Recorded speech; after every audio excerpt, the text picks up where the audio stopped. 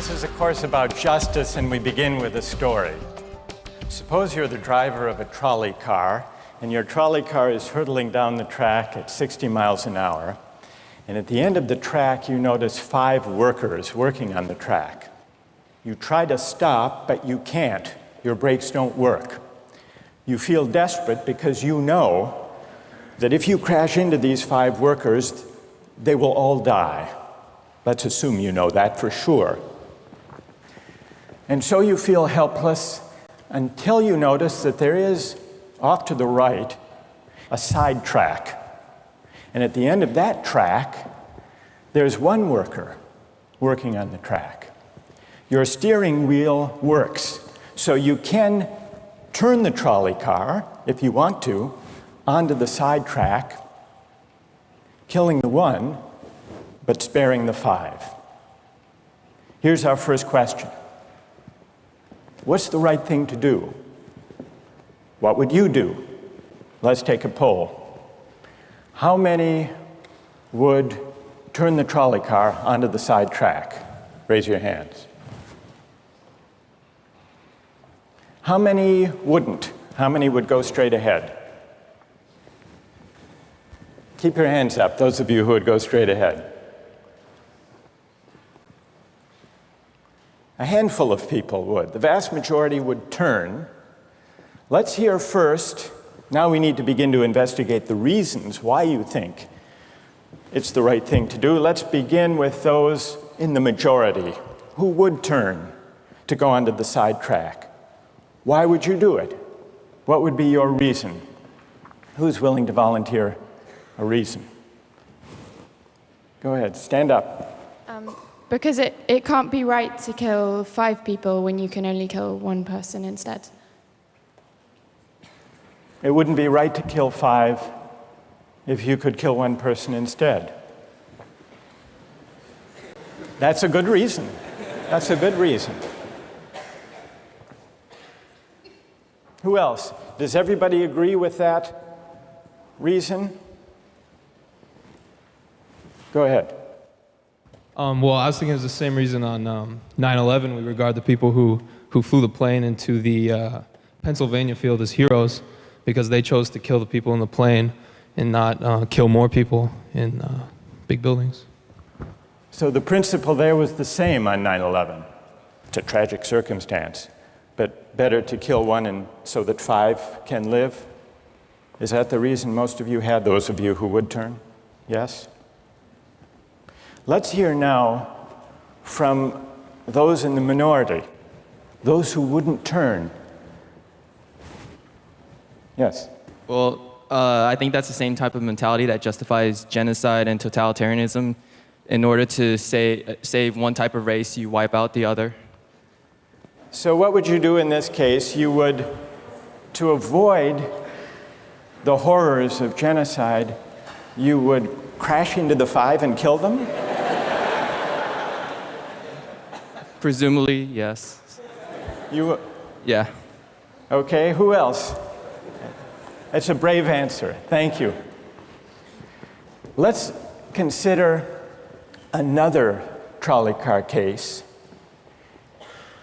and see whether those of you in the majority want to adhere to the principle, better that 1 should die so that 5 should live.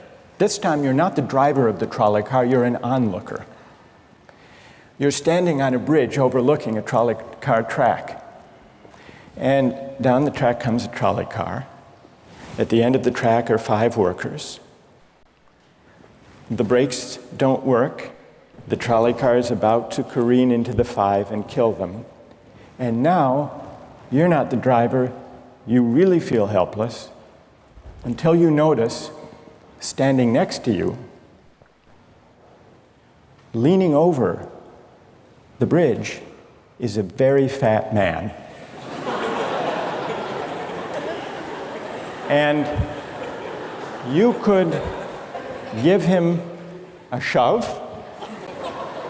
He would fall over the bridge onto the track, right in the way of the trolley car.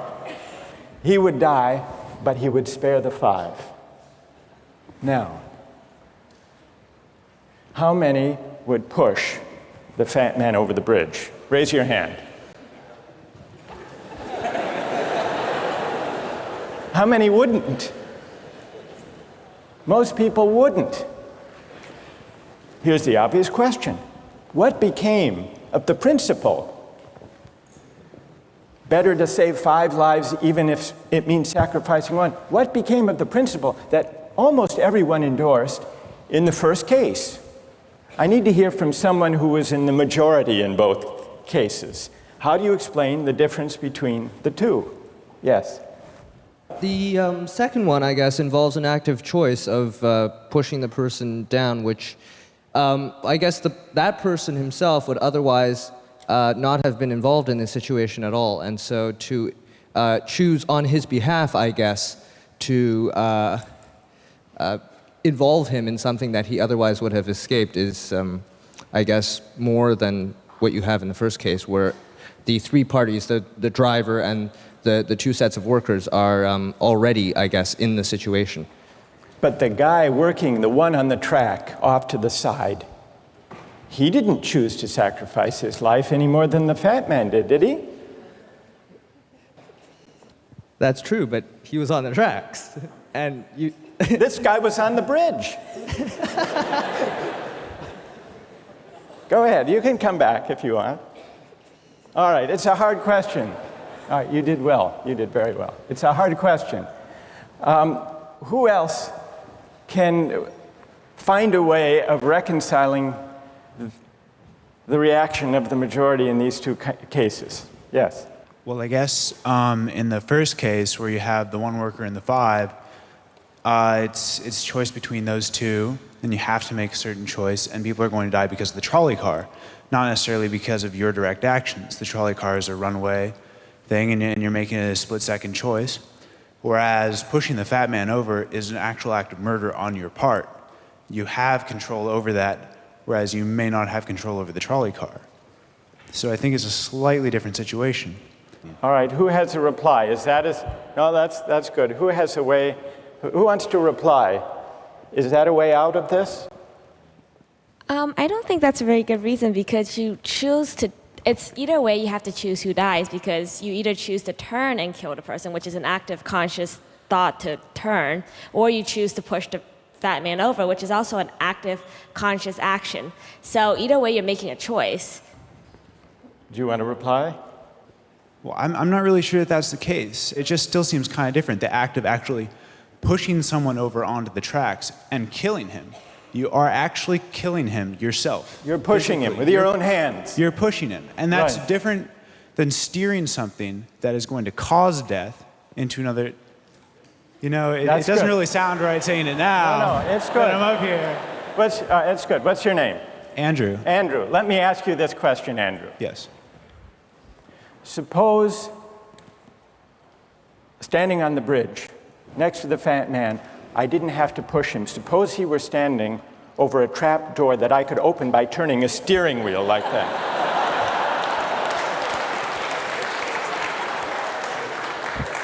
Would you turn? For some reason, that still just seems more wrong. Right? I mean, maybe if you accidentally leaned into the steering wheel or something like that. But or say that the car is hurtling towards a switch that will drop the trap. Then I could agree with that. Fair enough. It still seems wrong in a way that it doesn't seem wrong in the first case to turn, you say. And in another way, I mean, in the first situation, you're involved directly with the situation. In the second one, you're an onlooker as well. All right. So you have the choice of becoming involved or not by pushing the fat man. Let's forget for the moment about this case. That's good. Let's imagine a different case. This time you're a doctor in an emergency room, and 6 patients come to you. They've been in a terrible trolley car wreck. 5 of them sustained moderate injuries. 1 is severely injured. You could spend all day caring for the 1 severely injured victim. but in that time the 5 would die. Or you could look after the 5, restore them to health, but during that time the one severely injured person would die. How many would save the 5? Now is the doctor. How many would save the 1? Very few people. Just a handful of people. Same reason, I assume. 1 life versus 5? Now consider another doctor case. This time you're a transplant surgeon, and you have 5 patients, each in desperate need of an organ transplant in order to survive. 1 needs a heart, 1 a lung, 1 a kidney, 1 a liver, and the 5th, a pancreas. And you have no organ donors. You are about to see them die. And then it occurs to you that in the next room, there's a healthy guy who came in for a checkup. And he's... You like that? And he's taking a nap. You could go in very quietly, yank out the 5 organs, that person would die. But you could save the 5. How many would do it? Anyone? How many? Put your hands up if you would do it.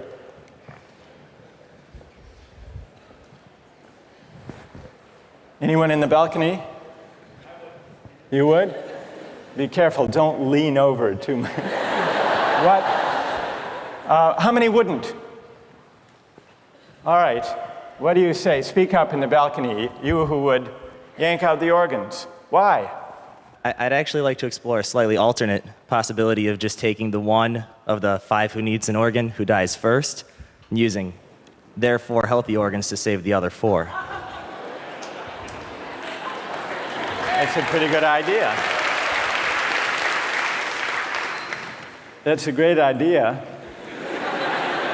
except for the fact that you just wrecked the philosophical point. Well, let's step back from these stories and these arguments to notice a couple of things about the way the arguments have begun to unfold. Certain moral principles have already begun to emerge from the discussions we've had. And let's consider what those moral principles look like. The first moral principle that emerged in the discussion said the right thing to do, the moral thing to do, depends on the consequences that will result from your action. At the end of the day, better that 5 should live, even if 1 must die. That's an example of consequentialist moral reasoning. Consequentialist moral reasoning locates morality in the consequences of an act, in the state of the world that will result from the thing you do. But then we went a little further, we considered those other cases, and people weren't so sure about consequentialist moral reasoning. When people hesitated to push the fat man over the bridge or to yank out the organs of the innocent patient, people gestured toward reasons having to do with the intrinsic quality of the act itself. Consequences be what they may. People were reluctant. People thought it was just wrong, categorically wrong, to kill a person, an innocent person, even for the sake of saving 5 lives. At least people thought that in the second version of each story we considered. So this points to a second categorical way of thinking about moral reasoning. Categorical moral reasoning locates morality in certain absolute moral requirements, certain categorical duties and rights, regardless of the consequences. we're going to explore in the days and weeks to come the contrast between consequentialist and categorical moral principles. The most influential example of consequential moral reasoning is utilitarianism, a doctrine invented by Jeremy Bentham, the 18th century English political philosopher. The most important philosopher of categorical moral reasoning is the 18th century German philosopher Immanuel Kant. So we will look at those two different modes of moral reasoning, assess them, and also consider others. If you look at the syllabus, you'll notice that we read a number of great and famous books. Books by Aristotle, John Locke, Immanuel Kant, John Stuart Mill, and others. You'll notice, too, from the syllabus that we don't only read these books, we also take up contemporary political and legal controversies that raise philosophical questions. We will debate equality and inequality, affirmative action, free speech versus hate speech, same-sex marriage, military conscription, a range of practical questions. Why?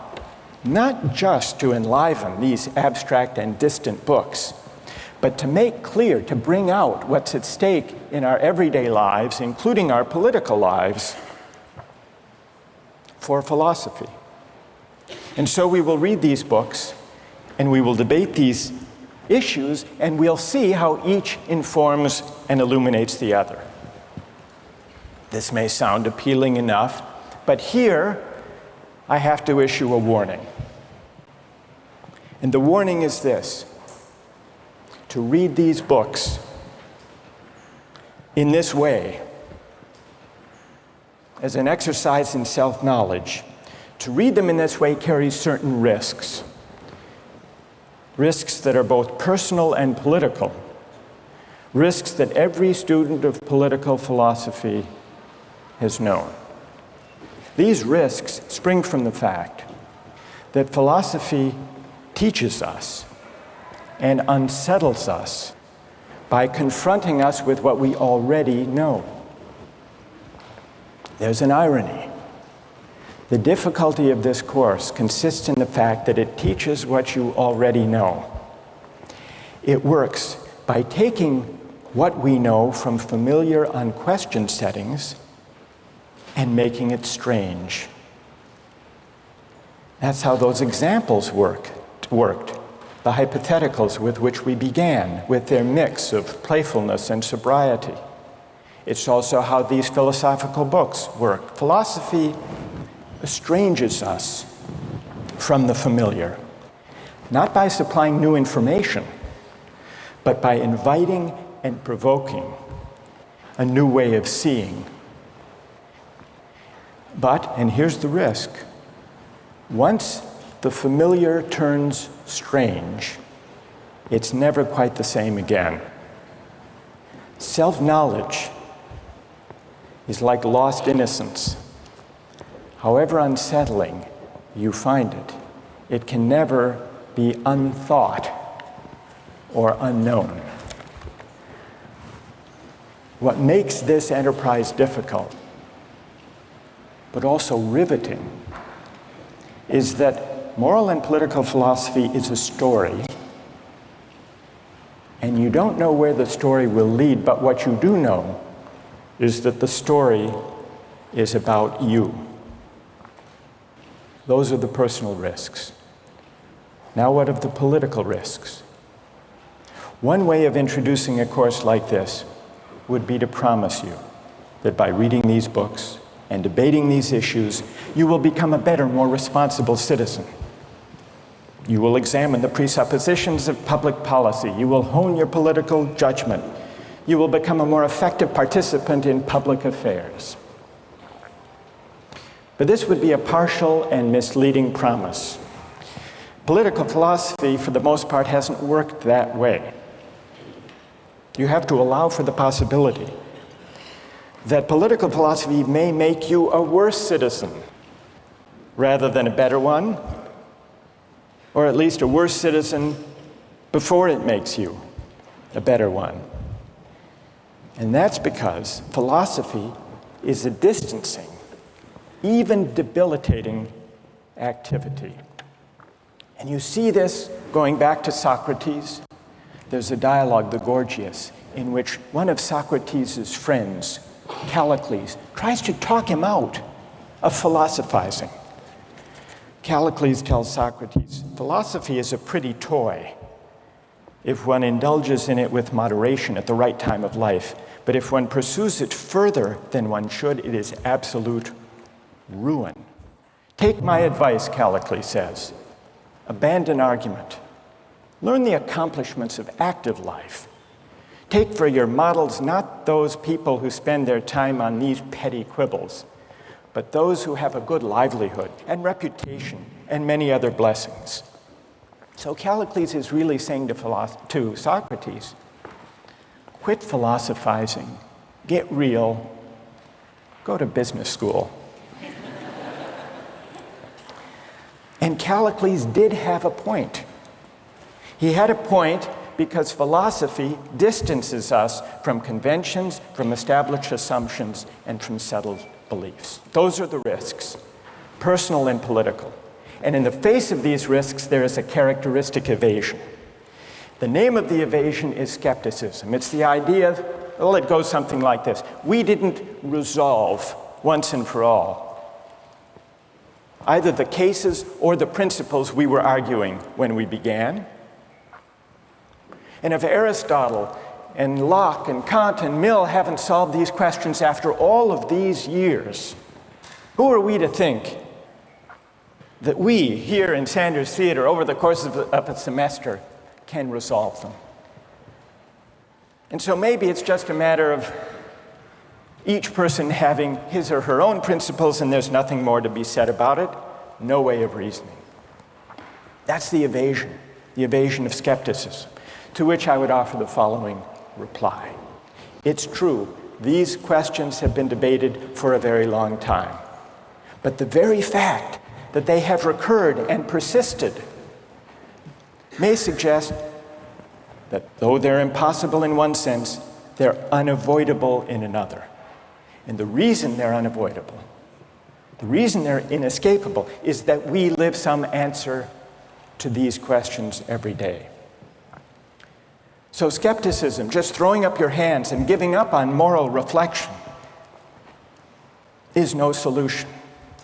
Immanuel Kant described very well the problem with skepticism when he wrote, "Skepticism is a resting place for human reason, where it can reflect upon its dogmatic wanderings, but it is no dwelling place for permanent settlement. Simply to acquiesce in skepticism," Kant wrote, "can never suffice to overcome the restlessness of reason." I've tried to suggest through these stories and these arguments some sense of the risks and temptations, of the perils and the possibilities. I would simply conclude by saying that the aim of this course is to awaken the restlessness of reason and to see where it might lead. Thank you very much.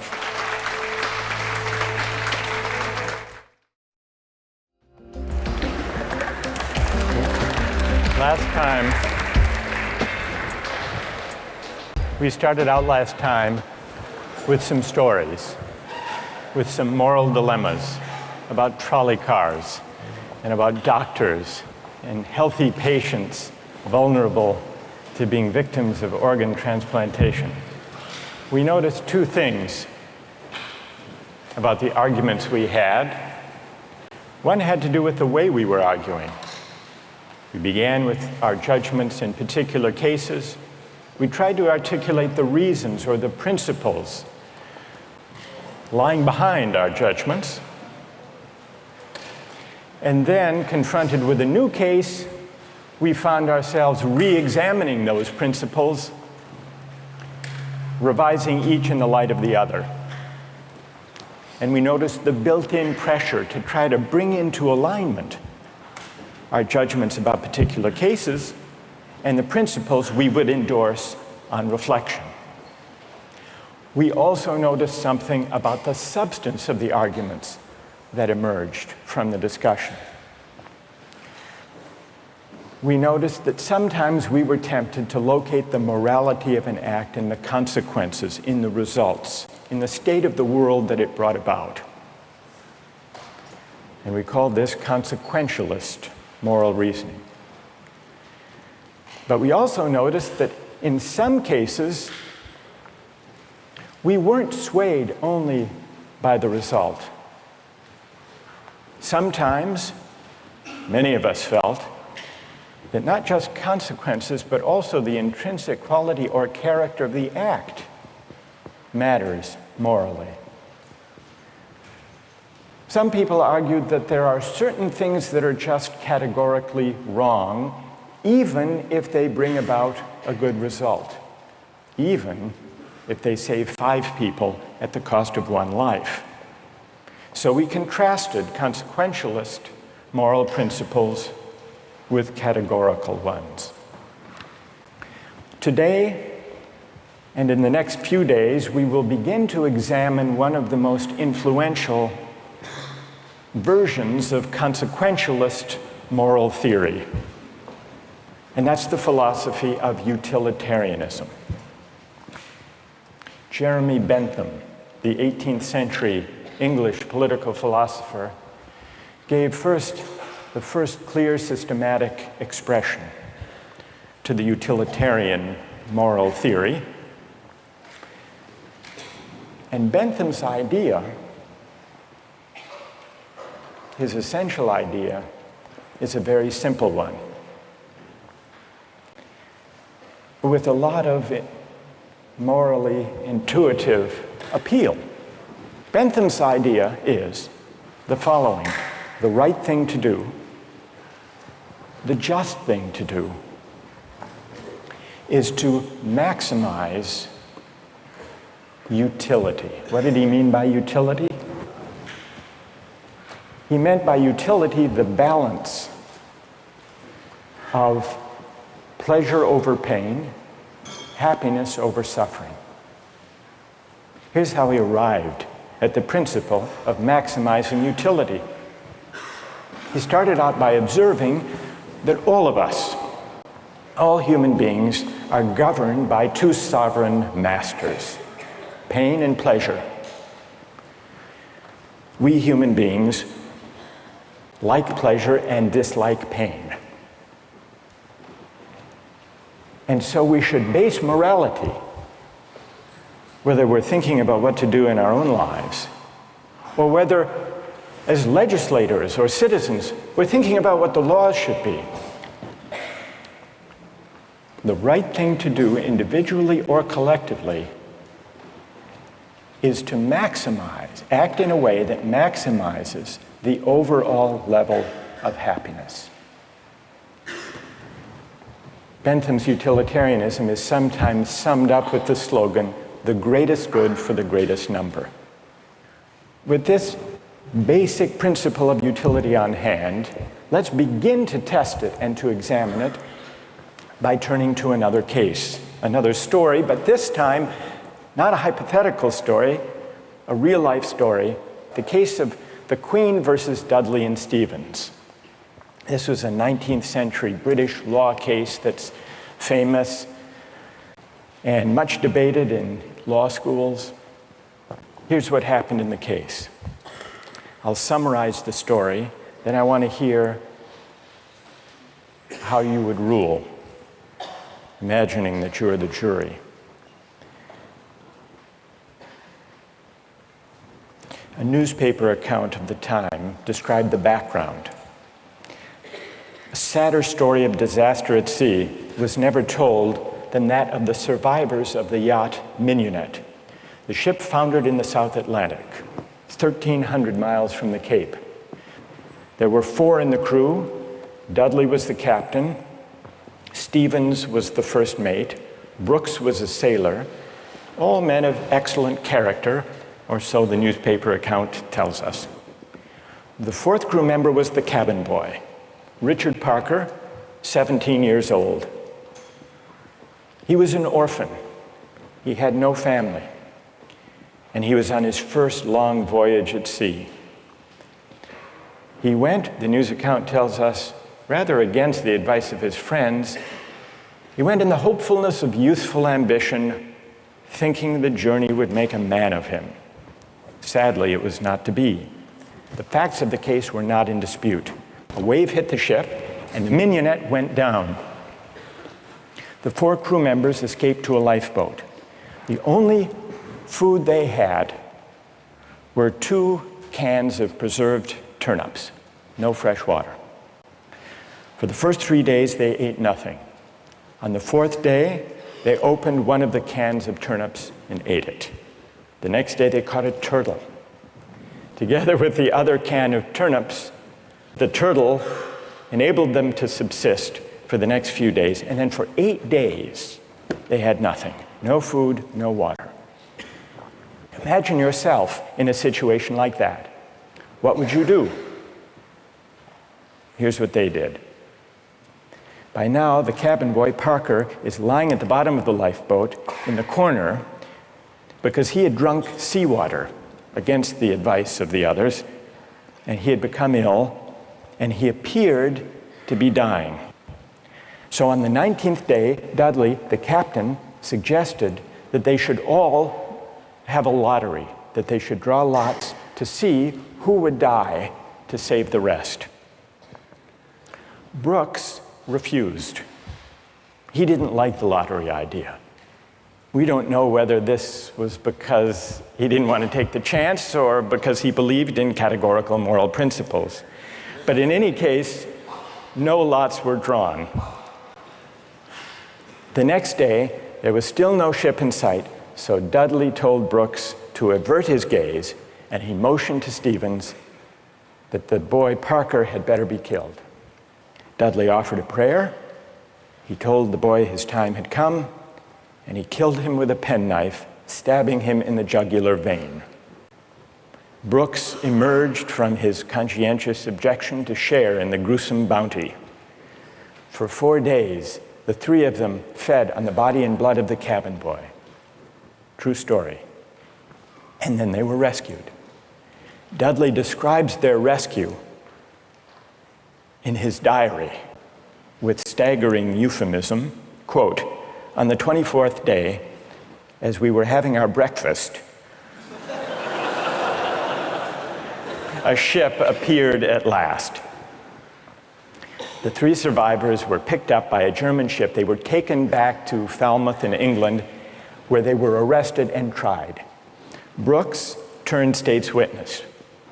Dudley and Stevens went to trial. They didn't dispute the facts. They claimed they had acted out of necessity. That was their defense. They argued, in effect, better that one should die so that 3 could survive. The prosecutor wasn't swayed by that argument. He said murder is murder, and so the case went to trial. Now imagine you are the jury, and just to simplify the discussion, put aside the question of law, and let's assume that you as the jury are charged with deciding whether what they did was morally permissible or not. How many would vote not guilty, that what they did was morally permissible?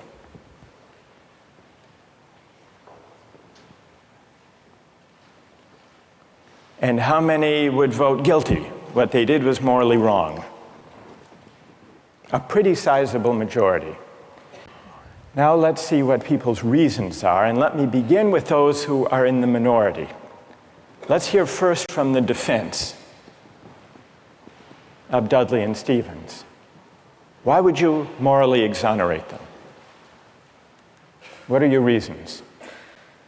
Yes? I think it is morally reprehensible, but I think that there's a distinction between what's morally reprehensible and what makes someone legally accountable.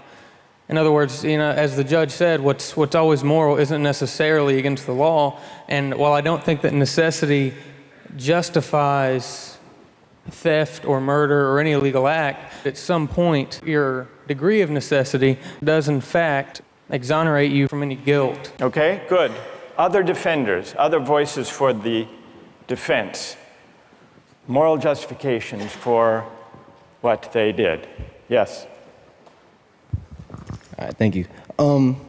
I just feel like in a situation that desperate, you have to do what you have to do to survive. You have to do what you have to do. You got to do what you got to do, pretty much. If you've been going 19 days without any food, someone just has to take the sacrifice. Someone has to make the sacrifice, and people can survive. Right. And furthermore, from that, let's say they survive, and then they become productive members of society who go home and start like a million charity organizations and this and that and this and that. I mean, they benefit everybody in the end. Yeah. So, I mean, I don't know what they did afterwards. They might have gone and kill more people, whatever. But what? What if they went home and they turned out to be assassins? What if they went gone home and turned out to be assassins? Well, you'd want to know who they assassinated. That's true too. That's fair. That's fair. Okay. I want to know who they assassinated. All right, that's good. What's your name? Marcus. Marcus. All right. We've heard a defense. A couple of voices for the defense. Now we need to hear from the prosecution. Most people think what they did was wrong. Why? Yes. One of the first things that I was thinking was, if they haven't been eating for a really long time, maybe they're mentally affected, and so then that could be used as a defense, a possible argument that they weren't in the proper state of mind, they weren't making decisions they might otherwise be making, and if that's an appealing argument that you have to be in an altered mindset to do something like that, it suggests that people who find that argument convincing do think that they were acting immorally. But I want to know what you think. You defend them. You vote. You vote to convict, right? Yeah, I don't think that they acted in a morally appropriate way. And why not? What do you say? Here's Marcus. He just defended them. He said, you heard what he said. Yes. Yes. That you've got to do what you've got to do in a case like that. Yeah. What do you say to Marcus? That there's no situation that would allow human beings to take the idea of fate or that the other people's lives in their own hands, that we don't have that kind of power. Good. Okay. Thank you. And what's your name? Britt. Britt? Yes. Okay. Who else? What do you say? Stand up. I'm wondering if Dudley and Stephen had asked for Richard Parker's consent in, dying, if that would that exonerate them from an act of murder? And if so, is that still morally justifiable? That's interesting. All right. Consent. Wait. Hang on. What's your name? Kathleen. Kathleen says, suppose they had asked, what would that scenario look like? So in the story, Dudley is there, penknife in hand, but instead of the prayer, or before the prayer, he says, Parker, would you mind? We're desperately hungry, as Marcus empathizes with. We're desperately hungry. You're not going to last long anyhow. Yeah. You can be a martyr. Would you be a martyr? Yeah. How about it, Parker?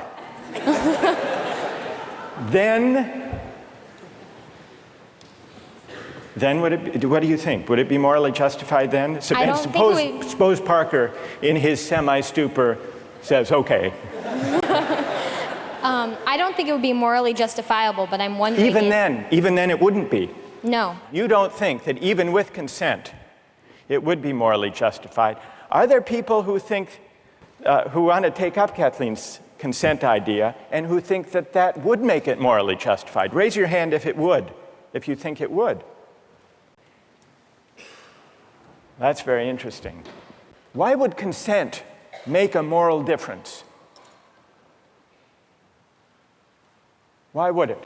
Yes. Well, I just think that if he was making his own original idea and it was his idea to start with, then that would be the only situation in which I would see it being appropriate in any way. Because that way you couldn't make the argument that he was pressured, it's 3-to-1 or whatever the ratio was. Right. And I think that if he was making a decision to give his life, then he took on the agency to sacrifice himself, which some people might see as admirable, and other people might disagree with that decision. So if he came up with the idea, that's the only kind of consent we could have confidence in. morally. Then it would be okay. Otherwise, it would be kind of coerced consent under the circumstances, you think. Is there anyone who thinks that even the consent of Parker would not justify their killing him? Who thinks that? Yes, tell us why. Stand up. I think that Parker would be killed with the hope that the other crew members would be rescued. So there's no definite reason that he should be killed because you don't know when they're going to get rescued. So if you kill him, it's killing him in vain. Do you keep killing a crew member until you're rescued and then you're left with no one? Because someone's going to die eventually. Well, the moral logic of the situation seems to be that they would keep on picking off the weakest, maybe, one by one, until they were rescued. And in this case, luckily, they were rescued when 3 at least were still alive. Now, if Parker did give his consent, would it be all right, do you think, or not? No. No. It still wouldn't be right. And tell us why it wouldn't be all right. First of all, cannibalism, I believe, is morally incorrect. So you shouldn't be eating a human anyway. So cannibalism is morally objectionable as such. So then, even on the scenario of waiting until someone died, still it would be objectionable. Yes, to me personally. I feel like it all depends on one's personal morals, and like we can't sit here and just, like this is just my opinion. Of course, other people are going to disagree. But well, we'll see. Let's see what their disagreements are, and then we'll see if they have reasons that can persuade you or not. Let's try that. All right. Let's, now, is there someone who can explain, those of you who are tempted by consent, can you explain why consent makes such a moral difference? What about the lottery idea? Does that count as consent? Remember, at the beginning, Dudley proposed a lottery. Suppose that they had agreed to a lottery, then how many would then say it was all right? Suppose there were a lottery, cabin boy lost, and the rest of the story unfolded. Then how many people would say it was morally permissible? So the numbers are rising if we had a lottery. Let's hear from one of you for whom the lottery would make a moral difference. Why would it? I think the essential element in my mind that makes it a crime is the idea that they decided at some point that their lives were more important than his, and that, I mean, that's kind of the basis for really any crime, right? It's like my needs, my desires are more important than yours, and mine take precedent. And if they had done a lottery where everyone consented that someone should die, and it's sort of like they're all sacrificing themselves to save the rest. Then it would be all right. A little grotesque, but... But morally permissible? Yes. And what's your name? Matt. So, Matt, for you, what bothers you is not the cannibalism, but the lack of due process.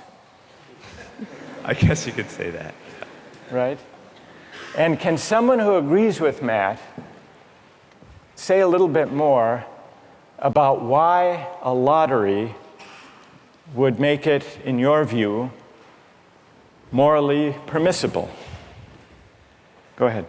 The way I understood it originally was that was the whole issue, is that the cabin boy was never consulted about whether or not something was going to happen to him, even with the original lottery, whether or not he would be a part of that. It was just decided that he was the one that was going to die. Right, that's what happened in the actual case. Right. But if there were a lottery and they'd all agreed to the procedure, you think that would be okay? Right, because then everyone knows that there's going to be a death. Whereas, the cabin boy didn't know that this discussion was even happening. There was no, forewarning for him to know that, hey, I may be the one that's dying. All right, now suppose everyone agrees to the lottery, they have the lottery, the cabin boy loses, and he changes his mind. You've already decided. It's like a verbal contract. You can't go back on that. You've decided, the decision was made. If you know that you're dying for the reason for others to live, you would, if someone else had died, that you would consume them. So that's right. But then he could say, I know, but I lost. I just think that that's the whole moral issue, is that there was no consulting of the cabin boy, and that that's what makes it the most horrible, is that he had no idea what was even going on. That had he known what was going on, it would be a bit more understandable. All right, good. Now I want to hear, so there are some who think it's morally permissible, but only about 20%, led by Marcus. Then there are some who say the real problem here is the lack of consent, whether the lack of consent to a lottery, to a fair procedure, or, Kathleen's idea, lack of consent at the moment of death. And if we add consent, then more people are willing to consider the sacrifice morally justified.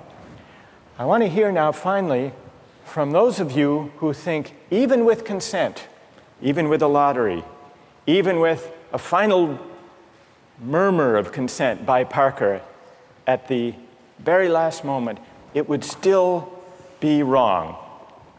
And why would it be wrong? That's what I want to hear. Yes? Well, the whole time I've been leaning all towards the categorical moral reasoning. And I think that there's a possibility I'd be okay with the idea of a lottery and then the loser taking it into their own hands to kill themselves, so that there wouldn't be, an act of murder. But I still think that even that way it's coerced. And also I don't think that there's any remorse. Like in Dudley's diary, we were eating our breakfast. It seems as though he's just sort of like, the whole idea of not valuing someone else's life. So that makes me feel like I have to take the categorical. You want to throw the stand. book at him when he lacks remorse or a sense of having done anything wrong. Right. So, all right, good. Any other defenders of who say it's just categorically wrong, with or without consent? Yes, stand up. Why? I think undoubtedly the way our society is shaped, murder is murder. Murder is murder in every way, and our society looks at murder down on it in the same light, and I don't think it's any different in any case. Good. Let me ask you a question. There were 3 lives at stake versus 1. Okay. The cabin boy, he had no family, he had no dependents. These other 3 had families back home in England, they had dependents, they had wives and children. Think back to Bentham. Bentham says we have to consider the welfare, the utility, the happiness of everybody. We have to add it all up. So it's not just numbers 3 against 1. It's also all of those people at home.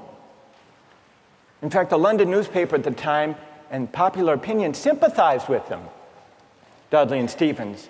And the paper said if they weren't motivated by affection and concern for their loved ones at home and their dependents, surely they wouldn't have done this. Yeah, and how is that any different from people on the corner trying to have the same desire to feed their family? I don't think it's any different. I think in any case, if I'm murdering you to advance my status, that's murder, and I think that we should look at that all in the same light instead of criminalizing certain activities and making certain things seem more violent and savage, when in the same case, it's all the same. It's all the same act and mentality that goes into murder, necessity to feed your family. So suppose it weren't 3, suppose it were 30, 300. 1 life to save 300. Or in wartime, 3,000. Okay. Suppose the stakes are even bigger. Suppose the stakes are even bigger. I think it's still the same deal. Do you think Bentham is wrong to say the right thing to do is to add up the collective happiness? You think he's wrong about that? I don't think he's wrong, but I think murder is murder in any case. Yeah, well, then Bentham has to be wrong. If you're right, he's wrong. Okay, then he's wrong. All right. Right. Thank you. Well done. All right, let's step back from this discussion and notice how many objections have we heard to what they did. We heard some defenses of what they did. The defenses had to do with necessity, their dire circumstance, and, implicitly at least, the idea that numbers matter. And not only numbers matter, but the wider effects matter. Their families back home, their dependents. Parker was an orphan.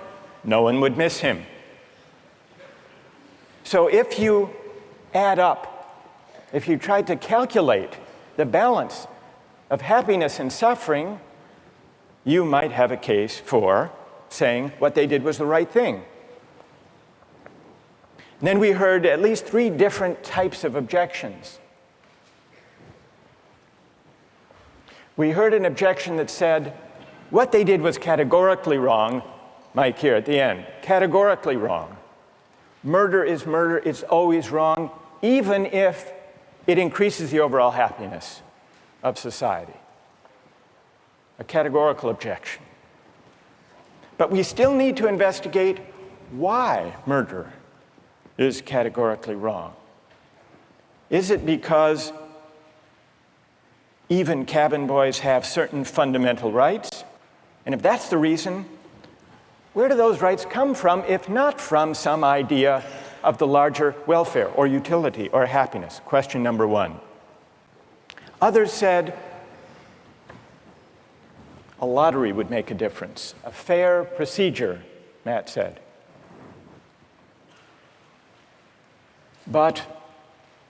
And some people were swayed by that.